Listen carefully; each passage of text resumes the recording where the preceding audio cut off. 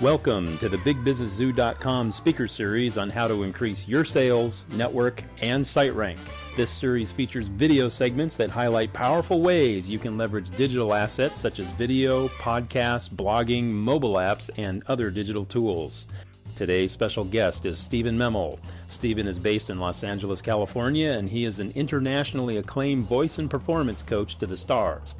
He is also the creator of and the energy behind a methodology he calls the science of switching on, which is about how to create an immediate connection with your audience, whether on video, one-on-one, as a speaker, or as a singer or a performer.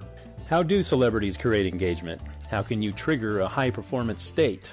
This is unique and highly important information, especially considering we all now have a personal brand in this interconnected, brave new world of social media. It is his impactful system of switching on that enables Steven to achieve rapid and dramatic results with his performers. A quick example of his results: Steven's clients have recorded on Sony, Jive, BMG, DreamWorks, and others. Among those who have worked with Steven are recording artists Maroon 5, Sara Bareilles, McCartney, Adam Levine, as well as actors Drew Barrymore, Justin Long, Isabella Rossellini, and many more. He has taught at Musicians Institute, UCLA, USC, and is a regular speaker at seminars, conferences, and universities around the world. Enjoy this amazing interview with its great stories and illustrations to help you increase your sales, your network, and your site rank. And now, here's your host, your profitability strategist and marketing maven, as well as our beloved zookeeper, Catherine B. Trainer. We are here with Steven Memel, and you can find out more about him on the bio page here or at stevenmemel.com. An amazing, amazing person, like all of our speakers. His bio, we could spend the whole 30 minutes on his bio. But I want to get right to the meat, right to the juice, right to the good stuff. So, Steven. Yes, Catherine. Excites you the most about what you do as a performance coach and digital tools? What's opened up for you? Okay, well, first of all, the thing that excites me the most about what I do is the fact that when I work with people, the outcome is that they have a more capable version of themselves that comes out. They realize more power, they realize more mastery, they understand what they truly have inside, and they're able to express it. And to be able to facilitate that in any way is just a tremendous joy to me. It's not like the dentist where he goes, oh no, I'm going to have to pull teeth and make this person have pain. This is about uplifting and pulling out the greatest that a person has to offer. And that's in the terms of everything from their presence, their communication ability, to their mastery of their skills. It just, everything gets heightened because what we're talking about is high performance. And performance in the broadest sense of the word in how we do something, how we execute something, how we take an action. And so to be able to help people channel that and create greater impact with that is just a tremendous blessing, a tremendous gift, and to watch people light up when they've been able to do that. Nothing better. There really isn't, you know. I know. I used to not think so. I used to think, well, get me up on stage, but no, this is just far more, fills your heart, and I know you know from what you just said, it just fills your heart. So that's really exciting for me, and the exciting part is because I'm very much about connection and contact and communication, but I'm also very, very detailed about the mastery of skills, language, tools, the things that facilitate or create a channel for us to be able to put things into the world. So that kind of segues into your next question, which is about the digital world. Right. And Go ahead. Are there things that you do, like, do you have people, when they're doing a performance and you're not, because you're not able to be there with all your clients, Mm-hmm. do you look at footage and... Oh, yeah, and absolutely. like that? Yeah, I look at footage. I do a tremendous amount of coaching around the world, just like you and I are doing right here. And what I found is that there really isn't a barrier through this digital medium. The only difference is that sometimes I'm able to create a physical cue for somebody by a hand on the shoulder, you know, some touch, but that's really not crucial. And I was suspicious when I first started because it was such a new territory when I started doing this, probably about 5 years ago. But I've been coaching for 5 years or more through a digital medium like this, and it is fluid. It is fluid. There are people I have trained only through this medium. And to me, I'm about what we're communicating, not only with our words, but our bodies, with communicating to ourselves. And I love the intersection between the digital and communication, the digital and the human, and how the digital just creates more facilitation for communication to a broader audience, much more expanded, and in many more different channels, media. And it also allows you to design your life and do things without having, because it used to be if you were a performance coach or you were working directly with people, you would be traveling almost all the time. Sure, absolutely. And that's expensive, exhausting. Yeah, it takes me away You're from away my from little your boy. family. There's a lot of downside to that. Well, you know, it's interesting because I keep my little Alvin and the Chipmunks poster back up on the wall because I think we mentioned that. Did I tell you that I worked on that? No, Oh yeah, if you watch the movie, I have screen credit on all 3 movies. You know, Justin Long plays Alvin. Right. And I was called in by a referral to Fox to work with him one day to warm him up for an hour because he had been sick and he wasn't able to match the voice. We're talking speaking voice. Character. So I went in, and after an hour, they took me outside and they said, you know, we really appreciate what you've done. We would have had to call this day off. Can you stay the rest of the day? I said, well, yeah, sure. Well, the rest of the day turned into 3 movies and turned into Justin Long never recorded without me in the room. Oh my gosh. I could stop the director and say, nope, we're saving that line till the end because of what it would do, and I would step in and be able to do stuff, and that's a blast. And how this relates to what you're saying is that there was a time when he was doing a movie with Drew Barrymore, who he was dating at the time, in New York, and I was working on the Simpsons stage at Fox. That's where we recorded, and they set up a link between New York and Los Angeles so that I could coach him from Fox Studios in LA to do his work on the record. I mean, there's a perfect example of how miraculous things are, and the travel, like you say. Well, and how important it is that people are on. Yeah. And I think that when you're dealing at a level in business or a level in entertainment, you've got to be on and you've got to be, bam, doing Absolutely. it. And I think that's one of the things I wanted you to talk about today, too, because we only have about 6 seconds to engage with people at most when we're putting up a video or even doing a podcast. Should people just be scared out of their minds and just, because most of us are a little bit nervous when we start. Yeah. And we kind of flounder.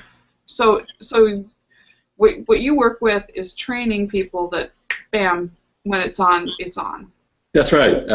I mean, the the methodology I've created is called the Science of Switching On, and I'm actually teaching a course even right now called Switch It On When It Matters Most.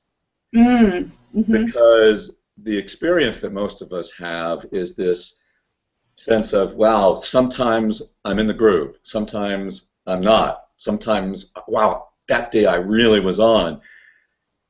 But it's usually a mystery to most people why they're on one day, why they're not another day. And I don't have that experience anymore. I mean, yes, you know, in fractional ways, and yes, there can be a little bit, but I don't, it's so rare that I don't feel like I'm out there playing full tilt because I systematized it, because I was a meltdown mess when I was younger, and there was a huge obstacle.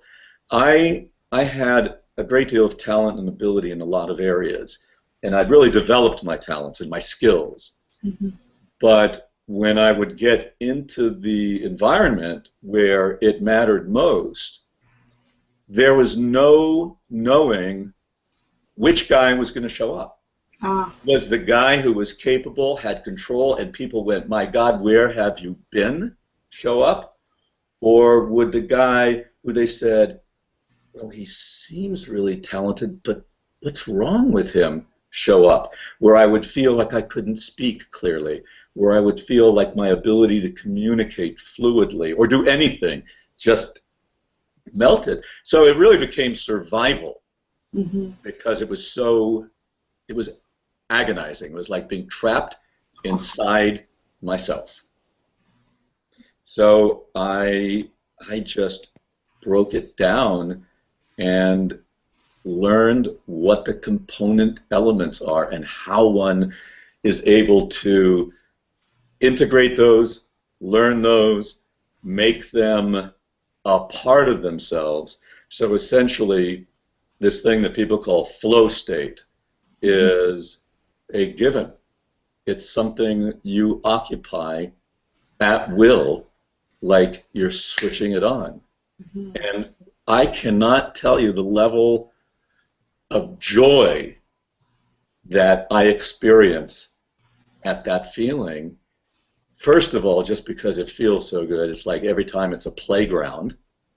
And the other thing is because of the pain I know people are going through and the struggle and the desire to get to that version of themselves that they know, that we all know is inside there, but frequently feels trapped or impeded. And to watch the realizations and the light bulbs go on of, oh, that's one little brick in the dam. Oh, I see what I'm thinking, doing, feeling, whatever there. Oh, and that's that brick. And ultimately, through becoming aware of all these pieces, developing new, different strategies that are everything from the physical to the mental to the emotional to patterns of energy, that becomes an integration of this, because most people have an awareness these days of the fact that only 5% of our brain, only 5% of our consciousness is consciousness that we're aware of. 95% of it is consciousness that we have no awareness of. And that part of our brain, that 95%, is literally operating at breakneck, there's a word there, breakneck lightning speed compared to the ponderous aware mind, which operates about 500 words per minute, about language speed. So when you take all these elements and understand the creativity of your mind and how to allow room for those things to integrate, which is a skill in and of itself, and then learn how to trust, which is a skill, not some kind of, it's a skill. Did you know that there's a trust center in the brain that's right? It's the layer right around the amygdala. I didn't know that. I do now. Now you do. I work with scientists. And the first thing when you were saying, because I didn't know what exactly to expect. I knew you had mastery level skill, but you are just like every scientist that I work with that has this amazing mastery. They look at, okay, these are all the elements that are here, and these are all the inputs, and these are all the barriers, and there's a system, and they look for what are the triggers in that system, what are the things that really aren't, that a lot of times we think are important, but they're not. Right. And then what's the underlying flow of it, and it takes time and it takes study. And, it does. And that's where working with a performance coach or somebody that is a master that understands all that, you can work with someone and study that and say, you're blocked here, here, here, here, here, and this is what we do. Right. And you know, there's a couple of things that brings to mind. I remember we talked about the whole science thing, which was when we chatted before. That, first of all, when we talk about performance, there's a funny thing that operates where when you talk about performance to business people, they go, oh, actors, performance, ooh, fake, fake, fake. Yeah, without even realizing it, they'll turn around and say, who's your top performer? You know, you got to take action. You got to act. What role do you play in this company? It's the same language. So high performance is high performance, and that's the core where what you're saying about scientists thinking the same, the central concept of what I teach, because it came from the arts, is there is only one art. That art is you. The rest is just a matter of what particular channel or structure are you releasing this greater or less capable version of yourself. Greater, more fully expressed, or more blocked version of who you are. So, you know, you're right on. You're right on. I think thinking about it too, who are the top performers as far as entertainment-wise and business-wise? Is you think of Steve Jobs, and he would get up and do a presentation. They are all intelligent and they're connectors. That's right. They connect with themselves, because I believe you have to be connected with yourself first, and you have to know, like, and trust yourself before you can ask people to do it for you. That's right. They're intelligent, they're connected with themselves, and they're able to create a connection with other people because they understand what they're doing so well, right. And because they have that confidence and that ability to come outside.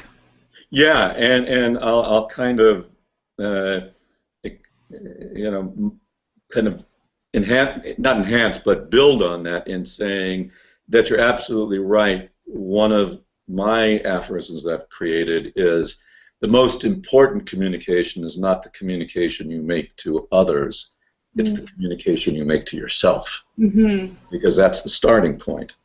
So we have to do that, and most people are unaware of the communication they're making. When you talk about a Steve Jobs, when you talk about all of a sudden Virgin guy, Richard Branson. Richard Branson, hello. When you're talking about Oprah, when you're talking about great artists, you're talking about people who are not outer directed. They're inner directed. Yeah. Their expression of what they believe is not a function of what you think is right. They have a message to communicate, and they are there to share it with you because of their belief in the message that takes the attention off themselves, and therefore they're in service mode. Even if you think they're in opposition to you, they're still in service mode. Wow. And that's what I do. I have a ritual before I do anything. I did my ritual today before I began, which is I say to myself, I focus and I say to myself, what am I here to communicate? You know, so that I'm not here to impress Catherine, and I'm not here to impress the people who are watching, though they might be such based on what I have to say. But I'm here because I have a body of information and knowledge and work that I feel is pivotal and useful in people's ability to maximize and become masters of their life and have the success that they desire. So that's my focus. Therefore, I'm not concerned about how I look or whether I stumble my words, as I've done a few times. I stop, I make a joke out of it because I don't try to hide it, and I go on, you know. And the other piece, so what am I there to communicate? And the other piece is a commitment to myself. The commitment is that I am walking away from this interaction, this meeting, this speaking engagement, feeling good about myself, regardless of what happens while I'm in there. So my sense of well-being is not based upon my performance. My sense of well-being is based upon other values and a sense of intrinsic worth and power and value and so therefore that's not up for grabs in this interaction. Excellent. So let's move to question 3, because this we're moving right into the heart naturally. What is your favorite way to make the world a better place? What lights you up? That's not business. I mean, I know that what you do, you feel that, but do you have a non-professional expression of that? Yeah, I do. Okay. I do. And the funny thing is, it's kind of the same as the business, which is that the thing that I contribute or connect, rephrase the question again so I can use the exact language. What's your favorite way to make the world a better place? Okay, great. My favorite way to make the world a better place is to truly connect with a person. Yes. So that they feel seen, heard, that they matter, that when I connect with them, whether I'm saying thank you at a parking booth to the attendant who's taken my ticket, or whether I'm at McDonald's, or whether I'm talking to a high-level business person, to connect with them so that they have an experience not just of being a cog within the wheel of my daily movie, but that they exist. That they have great value. They have great value, and I care. And you know what?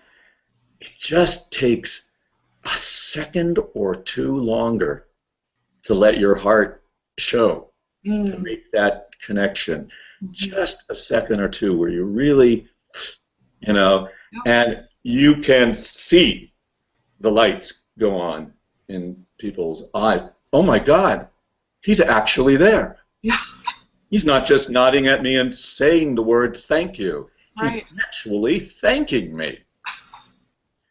Go figure. Hey, Steven. Yes, Catherine. Steven Memel. Catherine Booth, trainer. Question 4. Yes. What do you think is the top trend, tool, or strategy to watch in the next year in your field? Be a little bit prophetic. Be a little bit future. I mean, you talked about how the digital thing has opened it up for you to be global. But what do you see coming?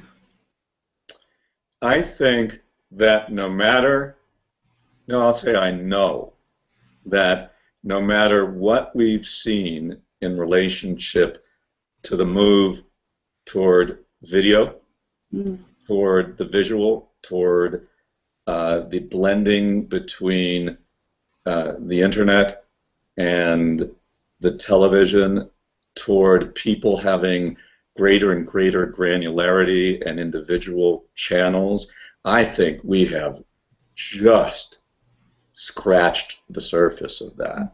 And if I were you, anybody who's out there, I'd hop on that baby now. Because if you look at the information marketing world, Mm-hmm. that was new 10 years ago. Yep. And people were making a fortune and being very successful. And then it grew and grew and grew. And now, everybody's doing it. There's always still room at the top, Mm-hmm. right? But this is a wave to anticipate and get on. And what, there was another part of it is, what do I see other people doing in this arena, is I see a lot more people will be coming out saying that they do what I do. A lot more. Mm-hmm. I've seen it already in the speaking world. And casting no negative light on it, but it's interesting. I've watched many of my students, some of them even while they're still in my courses, go out and start teaching. Oh, yeah. Speaking, and I know that they have not yet personally gotten to the place where they're able to execute or know it internally, which is nothing wrong with it. I started teaching, voice when I was 19, and I pity the people I worked with. But nonetheless, more and more people will jump on that bandwagon, and that's fine. Yeah. There's a difference between a master. I mean, there's always that. Remember that Disney cartoon, The Sorcerer's Apprentice? Oh yeah, that's like so that. funny. Yes, they can't help it. That's right. I'll just put this hat on. I'll just call myself a performance trainer. Yeah. And now I can call myself a trainer because that's your name. I'm a trainer now. Yeah. Okay. I upgraded. But you know what? In a lot of senses, that's a good thing, because what it does is it raises the consciousness of something that's needed, Mm-hmm. and so it will become. The reason that there's more life coaches now is because more people became aware that life coaching was needed. Mm-hmm. More lawyers, more psychologists, all those kinds of things. So there's good. You just, as a consumer, Yes. you need to make sure you're in a place where you're not spinning your wheels. Are they just wearing the hat, or do they know? And everybody has something good to offer, but Mm-hmm. are they going to be able to facilitate, fundamental change where you become a master? And that's what I'm interested in for people. Becoming the master of their own, Yes. seeing what's in them. Yep. Perfect. Stephen, we're going to come back and shoot the bull in a little bit, but right now I would like you to talk about what's the best way for people to reach you. I know your website is stevenmemel.com. That's and right. you have a Facebook page. I have a Facebook page. And Yep. which is also Steven Memel, public figure, or what kind of a... Yeah, it's a profile, Steven Memel. Okay. And a lot of this is in transition, so you kind of got to say, okay, where do I go as an artist? Where do I go as a business person? But right now, if you just want to get in contact with me, you can go to stevenmemel.com and sign up for the email. You can email me at steven@stevenmemel.com, or there's a scienceofswitchingon.com that has a free report on it for speakers, which is another way to get on the mailing list. And we'll have links on the web page with this, and also if you're listening to this on podcast, we'll have links in the show notes. And so we'll hook you up. That's one of the things.